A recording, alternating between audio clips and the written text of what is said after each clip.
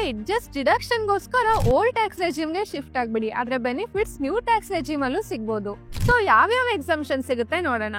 Section 16 ಅಂಡರಲ್ಲಿ ಪ್ರತಿ salary tax ಪೇಯರ್ಗೆ income ಮೇಲೆ 75,000 standard deduction ಸಿಗುತ್ತೆ. ಆಮೇಲೆ ಸೆಕ್ಷನ್ 24B, ಇದು ನ್ಯೂ ಟ್ಯಾಕ್ಸ್ ರೆಜಿಮ್ ಅಂಡರ್ ಅಲ್ಲಿ ಸಿಗಲ್ಲ ಅಂತ ಎಷ್ಟೊಂದ್ ಜನ ಅನ್ಕೊಂಡಿರ್ತಾರೆ.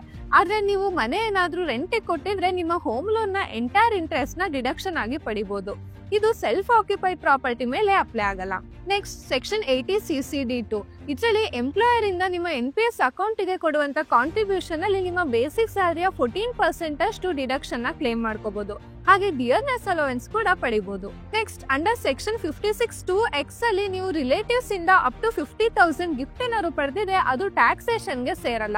ಹಾಗೆ ನ್ಯೂ ಟ್ಯಾಕ್ಸ್ ರೆಜಿಮ್ ಅಲ್ಲಿ ಸೆಕ್ಷನ್ 10 ಅಂಡರ್ ಅಲ್ಲಿ ಬರುವಂತ ಎಕ್ಸಂಪ್ಷನ್ ಗಳನ್ನ ನೀವು ಸ್ಕ್ರೀನ್ ಮೇಲೆ ನೋಡಬಹುದು. But remember, old tax regime ಅಲ್ಲಿ ಎಷ್ಟೊಂದು ಡಿಡಕ್ಷನ್ ಗಳಿದೆ, ಲೈಕ್ ATC, ATD ಮತ್ತೆ HRA. ಬಟ್ ಇದರಲ್ಲಿ ಟ್ಯಾಕ್ಸ್ ಸ್ಲ್ಯಾಬ್ ಕೂಡ ಜಾಸ್ತಿ ಇದೆ. ಹಾಗೆ ನ್ಯೂ ಟ್ಯಾಕ್ಸ್ ರೆಜಿಮ್ ಅಲ್ಲಿ ಟ್ಯಾಕ್ಸ್ ಸ್ಲ್ಯಾಬ್ ಕಮ್ಮಿ ಇದೆ, ಬಟ್ ಎಷ್ಟೊಂದು ಡಿಡಕ್ಷನ್ ಗಳು ಎಲಿಮಿನೇಟ್ ಆಗಿದೆ. ಸೊ ಇದು ಮಿನಿಮಮ್ ಎಕ್ಸಂಪ್ಷನ್ ಮತ್ತೆ ಇನ್ವೆಸ್ಟ್ಮೆಂಟ್ ಇರೋರಿಗೆ ಜಾಸ್ತಿ ಬೆನಿಫಿಟ್ ಆಗುತ್ತೆ. ಮತ್ತೆ ಹೀಗೆ ಇನ್ನ ಹೆಚ್ಚು ಟ್ಯಾಕ್ಸ್ ಸೇವಿಂಗ್ ಟಿಪ್ಸ್ ಗಳು ಬೇಕಾದಲ್ಲಿ ಟ್ಯಾಕ್ಸ್ ಅಂತ ಕಾಮೆಂಟ್ ಮಾಡಿ.